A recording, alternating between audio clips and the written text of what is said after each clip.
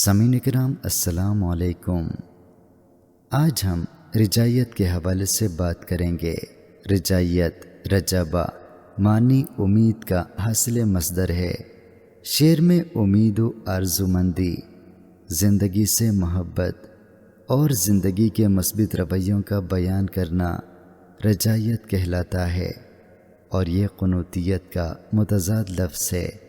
علامہ اقبال کی پوری شاعری رجائیت کی حامل ہے، کیونکہ انہوں نے نہ صرف اپنے کلام کے ذریعے قعر ذلت میں پڑی ہوئی قوم کو باہر نکالا، بلکہ انہیں تابناک مستقبل کی نوید دلا کر راہ عمل پر گامزن کیا۔